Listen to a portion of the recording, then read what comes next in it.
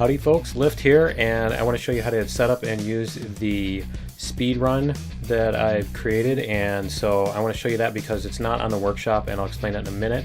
But what you want to do is you want to follow the link and it'll go to this and on Dropbox, and so you want to download it. And so you'll direct download it, and there's some comments over here that you can read too if you want to. But yeah, you want to download it. It'll save it to your downloads, etc., etc. And so then you're going to save the file to wherever.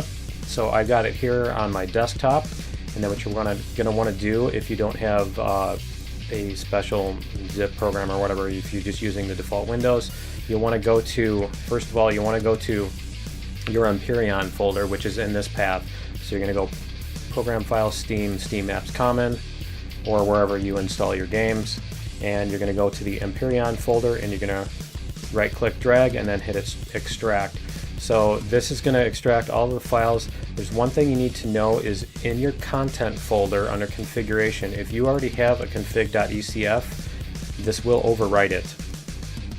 If you have a trader npc config.ecf, if you have a custom one, it'll overwrite it. Otherwise, it will keep the default for you and it'll add in that. So that is actually why this is in a zip file and not on the workshop, because the workshop can't do this.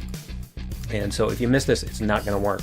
So you're going to probably have to tell it that you want to overwrite this file here when you install it.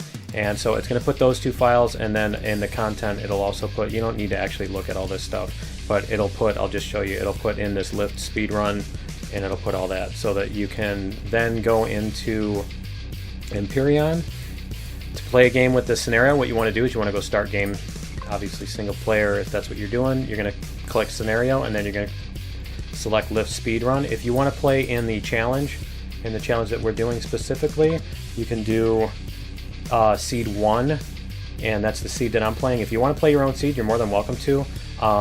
You know, obviously people are going to be able to see what's where before they start and everything, and then you can just hit start. You want to make sure that it says custom on the difficulty settings. If you didn't just start up Empyrion, if you were playing something else, your difficulty settings might be changed.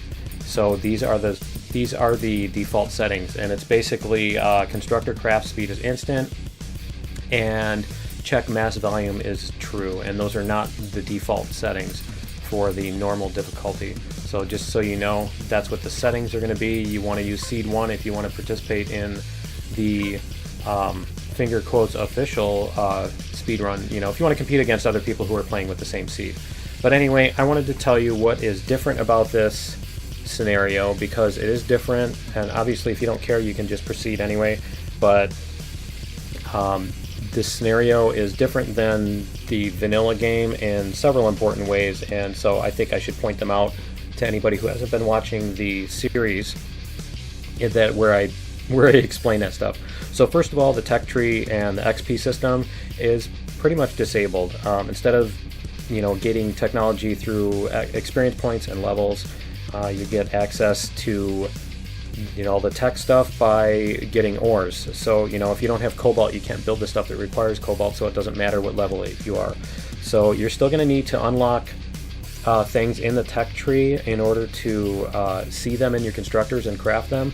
But basically, as soon as you step out of your escape pod, you're going to see a message that's going to say skip or continue or whatever, and whichever way you do it, it doesn't matter. It's still going to basically make you level 25 and give you a zillion unlock points.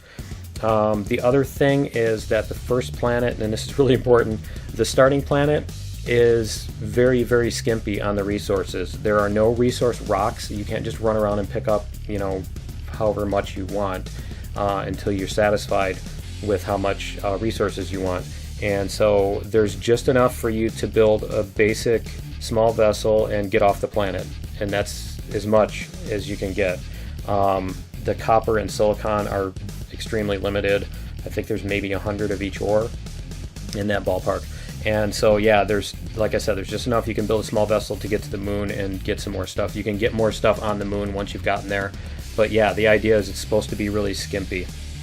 And the other thing is that the crafting recipes for, you can't just take crushed stone, and like I said, the resources are, I went out of my way to make sure that you can't just get a ton of silicon and copper. You cannot make those out of the crushed stone like you can in the default game. So that is different. I have made sure that blueprints cannot be spawned anywhere in the whole scenario. And the purpose for that, I know some people are going to complain about that, but the purpose of that is not... the purpose of that is to basically to make it fair, because if you build your own stuff and somebody else is using a blueprint factory, the blueprint factory is a huge exploit. You don't have to spend the time building anything. You don't have to defend it while you're building it. You don't have to worry about, you know, critters or drones coming up and killing you while you're doing it. You can throw tons and tons, especially now with the inventory. You can throw basically an unlimited amount of resources into the factory and move it. And you can't do that without the factory. You can't just move, you know, an infinite amount of mass and volume around the universe and place it wherever you want. And so if I leave that enabled, then basically if you don't use it, you're gonna lose. So yeah, that's basically the only the only way to do it. And you don't have to build, you know, there's no pretty points, there's no style points, anything like that. So, you know, if you have to build a brick, that's fine. It's a speed run. It's not about building a work of art. It's about getting to the next step. And so, you know, just build something that's ugly and who cares, and move on. So anyway, that's because that's part of the game. So anyway, that is part of the speed run. The other thing that's really important, the wildlife and the drones on the starter planet, especially the wildlife, does a lot more damage and has fewer hit points. The idea is that combat is not supposed to take an hour between, you know, you're not supposed to run backwards for an hour shooting at something. And they also, you know, you're not supposed to be able to just sit there and take hits over and over and over. So yeah, definitely you want to avoid getting hit by the drones, the rocket drones especially. I think they are either 1 or 2 shot kills on you. So do not get hit by them. Like I said, the wildlife will take maybe 2, maybe 3 hits to kill you. So you definitely want to not try to turn it into a battle of attrition. And the other thing that's similar like that in Spirit is the POI turrets have slower projectiles, but they are super deadly. They will one-shot your ship. I mean, they'll take out half of your ship. They take out a huge area, not just a cockpit, but like a bunch of blocks within like a 5-block radius. The normal damage is like 450 points. They do like 50,000, literally. It's not like some exaggeration that they do 100 times as much damage. They actually like literally do 100 times as much damage to your ship. So do not get hit by them.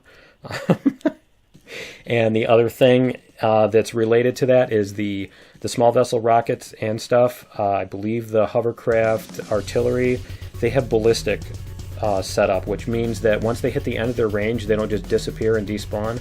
They actually start falling by gravity. They basically fly the rest of a parabola, you know, toward the ground or whatever.